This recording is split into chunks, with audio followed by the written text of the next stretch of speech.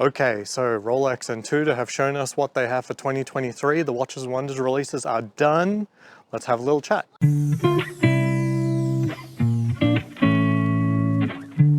Hello and welcome to the Aussie Expat Watches channel. Okay, so today wearing the Panda Daytona, the old model. So this is like the first or second day of me calling it the old model now. So let's start off with the Daytona. Look at these cherry blossoms, so beautiful. Overall take, I want to be not that guy saying the old stuff is better than the new stuff, all 2 days of age. I'm going to be that guy. So one of the things that really attracted me to the Daytona ultimately was that it was a smaller watch at 38 millimeters. I'm very sure this new watch loses that positive note. Now, a lot of people will be happy that this is the case. It's okay for you to be happy about the watch moving up to probably a true 40 millimeter. This being said, my friend young Brando has done a little bit of a inspection of the design, and it's very much a vintage inspired piece, this new model, apart from the size anyway. And it harkens back, like the dial is almost exactly the same as the 16520, and the rest of the sort of the bezel design now that it's enwrapped sort of looks like an older Daytona, like a 4-digit Daytona. And just like the Black Bay Chrono is actually sort of harkens to those sorts of older Daytonas. The Black Bay Chrono and the new Daytona look very similar now. I objectively think that the naked ceramic bezel is superior to the new bezel insert, but you know, you're allowed to like it, but I'm also allowed to dislike it. So yeah, I'm not a fan, and I guess, you know, the saving grace might be like, I'd still accept it if it was, you know, the meteorite dial or something like that. But they've killed off all of the special Daytonas, and that's the only thing I really wanted this year. It's my 40th birthday. Already in the family's collection is the steel Daytona and a full gold Daytona. I wanted something, you know, next level, whatever that would mean, whether it's gem set or meteorite dial. Those things have been killed off. There's no hope. Well, not entirely. Those gem set models take a long time to produce, and they're in the pipe for a long time, so there's plausible access to these things even with it being discontinued. It's not unheard of, so I'm still going to ask. But yeah, certainly these new releases hurt my chances of getting one of those watches, and if I don't get one of them, I really don't have anything left to buy. I was hoping for Watches and Wonders to raise some prospect of a watch that's worth it.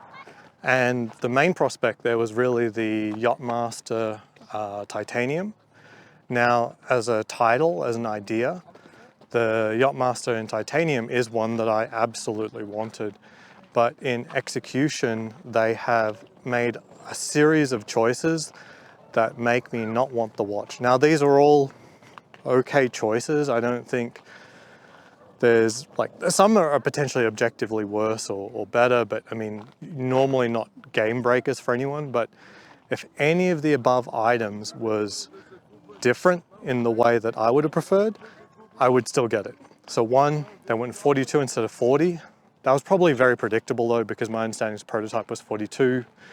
I was just hoping they would do 40. So I was not likely to win on that one. Very oddly enough, they went with a slab-sided case.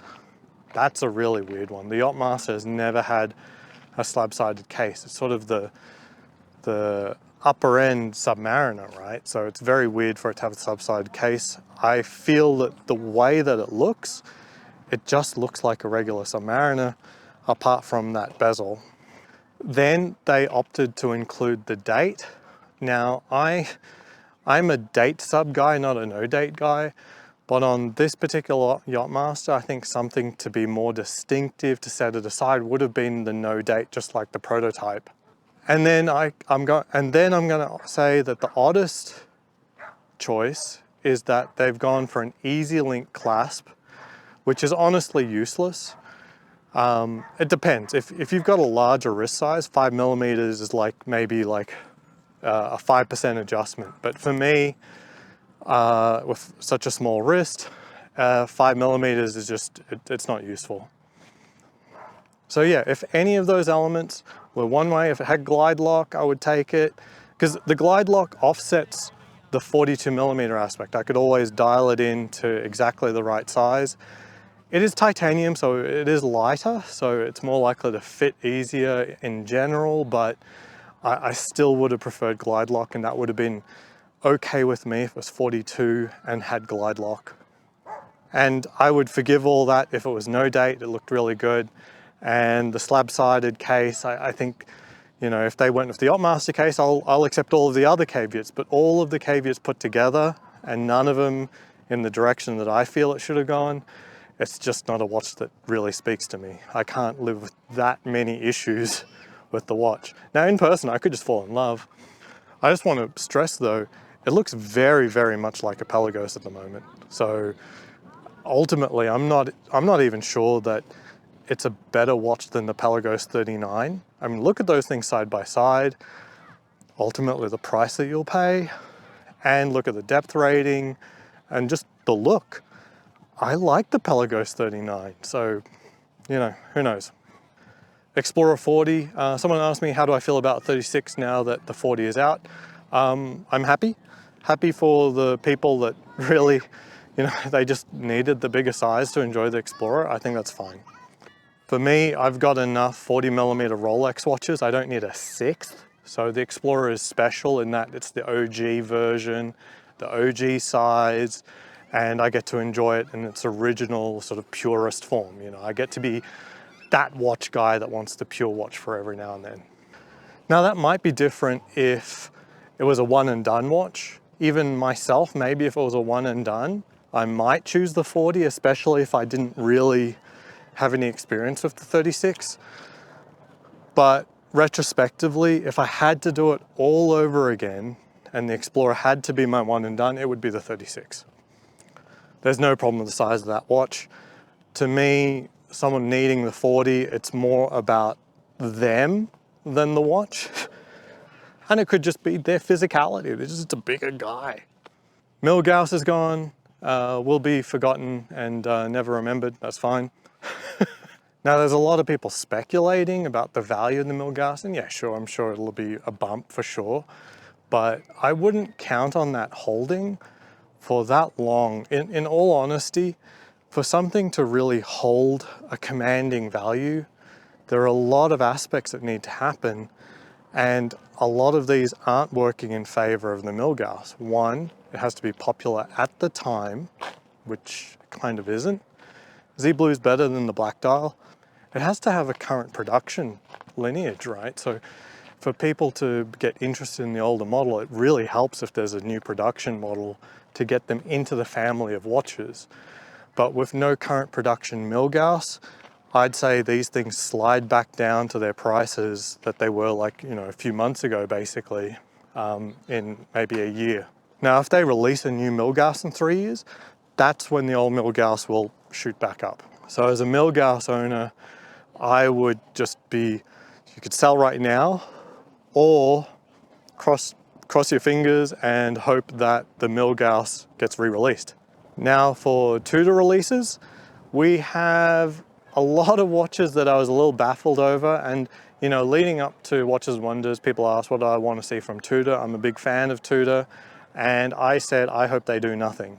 And in a way they didn't, in a way they did. So the Black Bay 54 is a 37mm Black Bay, sort of hearkening not the big crown sub of the Black Bay 58, but the smaller original sub of 1953, 54.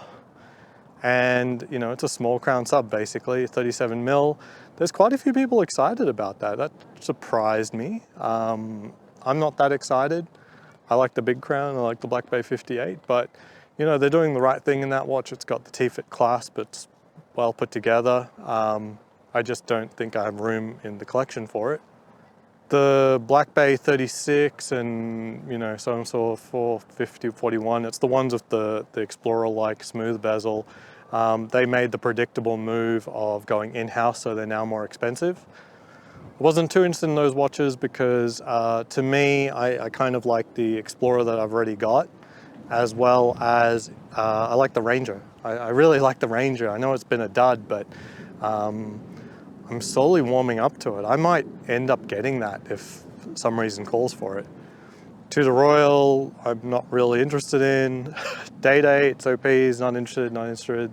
Now, the best watch of the releases, it's pretty mild, honestly, it's very mild, is the new Black Bay 41, the actual Black Bay, the original Black Bay, so the diver, in the new cherry red bezel. I like how they profile the case a little bit more elegantly. And there's one less snowflake, I think, in there. The second hand is a lollipop, I think. So that's tasteful. It's probably not up my alley, but I think it's tasteful. And number one is the white dial GMT. Pretty simple release, but I think it looks really nice. And with it being white dial, it sort of gives a reason to own it as a Rolex GMT owner. A white dial is obviously not the same as a Rolex GMT, although I'm not exactly sure of the history of that. I think they did come out originally. I mean, there were rumors about Rolex doing a white dial, but you know, very off rumor from the fact that, like, okay, there's like a few examples of the 1675, I think, that are in white dial somehow, some way. But I think it looks really, really smart. And within the scope of a collection, it would work for me as an example. So I've got the Batgirl, so on Jubilee and blue and black.